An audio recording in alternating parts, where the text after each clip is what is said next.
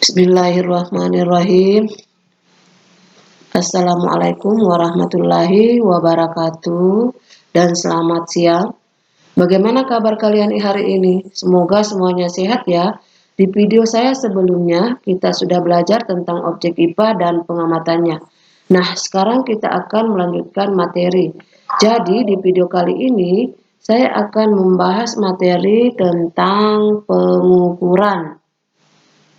Baiklah, langsung saja kita mulai. Sudahkah kalian mengukur tinggi badan kalian? Berapa tingginya? Nah, kegiatan ini merupakan salah satu contoh dari pengukuran. Contoh lainnya banyak, bisa mengukur panjang meja atau mengukur suhu tubuh dan lain sebagainya. Jadi, pengukuran itu merupakan kegiatan membandingkan nilai suatu besaran yang diukur dengan besaran lain yang sesuai yang telah ditetapkan sebagai satuan. Oke, begini ya supaya lebih mudah dipahami. Misalnya, kalian mau mengukur panjang dari sebuah ballpoint. Diukur dengan menggunakan mistar itu. Artinya, kalian akan membandingkan panjang dari ballpoint dengan panjang dari penggaris, di mana penggaris itu merupakan alat ukur panjang yang sudah ditetapkan sebagai satuan. Jadi di sana ada skalanya, ada inci atau sentimeter. Itu ya. Nah, sekarang misalnya panjang dari ballpoint itu 15 cm. Atau tidak kalian, mana besaran, mana satuan? Yang termasuk besaran di sini adalah panjang, sedangkan sentimeter di sini adalah satuan. Jadi, besaran itu merupakan segala sesuatu yang dapat diukur dan dinyatakan dengan angka. Nah, contoh dari besaran ada panjang, ada waktu, ada massa. Nah, sedangkan satuan adalah segala sesuatu yang digunakan untuk menyatakan hasil dari pengukuran atau pembanding dalam suatu pengukuran tertentu. Contoh, tinggi badan Ali 110 cm. Jadi tinggi di sini termasuk besaran dan sentimeter adalah termasuk satuan. Nah, satuan ada dua, ada satuan tidak baku dan satuan baku. Satuan tidak baku adalah satuan yang apabila digunakan oleh orang yang berbeda akan memberikan hasil pengukuran yang berbeda. Nah, contoh alat satuan tidak baku ada jengkal, ada langkah kaki, ada depa. Nah, ini ada di sini gambar, ada ukuran hasta di sini, ukuran jengkal dan ukuran depa. Nah, contoh misalnya ada 3 temanmu melakukan pengukuran panjang meja yang sama tetapi dengan jengkal masing-masing. Hasilnya pasti dia berbeda-beda. Misalnya Adrian mendapat 6 jengkal, Edo 5,5, Emi 7. Berarti mengapa hasil ketiga pengukuran itu berbeda?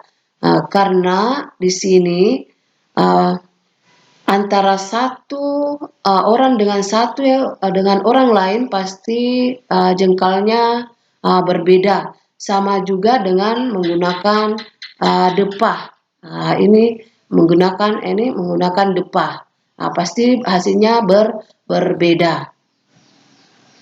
Terus di sini satuan baku, satuan yang disepakati bersama untuk semua orang atau satuan yang apabila digunakan oleh siapapun akan memberikan hasil pengukuran yang sama. Contoh sentimeter, kilogram, meter, detik, dan lain sebagainya. Nah, contoh lain misalnya ini mengukur meja yang panjangnya 1 meter menggunakan meteran. Ini baik dilakukan oleh orang dewasa, anak kecil, atau siapapun akan memberikan hasil pengukuran yang sama, yaitu 1 cm. Nah, baiklah kita akan lanjutkan materi, kita akan membahas tentang jenis-jenis besaran. Besaran itu ada dua, yaitu besaran pokok dengan besaran turunan. Besaran pokok adalah besaran yang satuannya sudah ditetapkan terlebih dahulu atau tidak diturunkan dari besaran-besaran lain. Sedangkan besaran turunan adalah besaran yang diturunkan dari besaran-besaran pokok. Nah, baiklah kita akan bahas satu persatu. Contoh dari besaran pokok dengan satuan dalam sistem internasional atau disingkat SI. Nah, bisa kita lihat contohnya dalam tabel ini.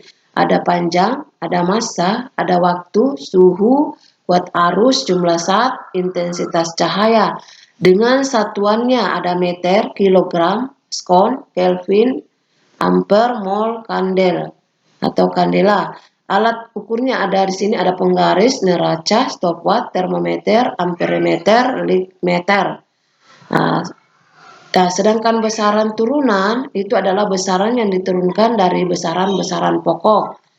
Nah, ini ada tabel dari besaran turunan dan satuannya, ada kecepatan, ada percepatan, ada massa jenis, gaya, luas, volume, tekanan, udara.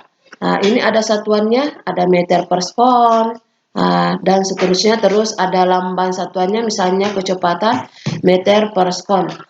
Nah, contoh misalnya kalian mau mengukur, ini ada contohnya, misalnya kalian mau mengukur kecepatan seorang anak yang sedang berlari. Nah, kecepatan itu tidak bisa langsung diukur, jadi butuh besaran-besaran pokoknya, yaitu jarak dan waktu. Jadi kalian ukur dulu itu jarak atau panjang lintasan larinya dan juga waktunya. Setelah itu barulah kalian bisa hitung kecepatannya dengan menggunakan rumus kecepatan sama dengan jarak dibagi dengan waktu.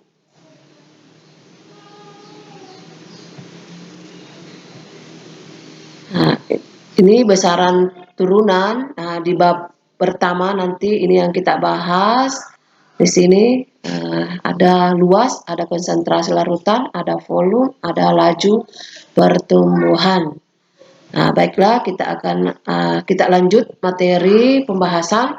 Nah, di sini kita lihat ada gambar alat ukur panjang. Nah, di sini ada meteran kelos, ada penggaris, ada mikrometer, ada jangka sorong. Nah, terus ada alat ukur massa. Nah, di sini ada neraca sama lengan, neraca gantung atau racin, ada neraca Ohaus, atau neraca timbangan digital. Nah, di sini ada neraca lengan. Neraca Ohaus itu ada neraca 2 lengan, 3 lengan, 4 lengan. Terus ada neraca pegas. Terus ada alat ukur waktu, ada jam dinding, ada jam tangan, ada stopwatch analog, ada stopwatch digital. Terus ada alat ukur suhu. Di sini ada termometer digital, termometer badan, termometer laboratorium, termometer maksimum dan minimum. Ini termometer suhu badan. Di sini bisa kita kerja di buku tugas. Berarti kita mengamati misalnya jeruk yang ada di sekitar rumah di sini ada tabel. Ini benda yang diamati, terus besar yang dapat diukur, terus besaran yang tidak dapat diukur.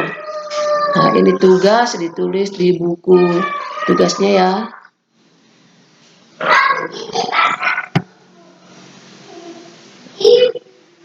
Oke, sekian dulu video kali ini. Kurang lebihnya mohon maaf. Terima kasih. Semoga bermanfaat. Terima kasih. Assalamualaikum warahmatullahi wabarakatuh dan selamat siang.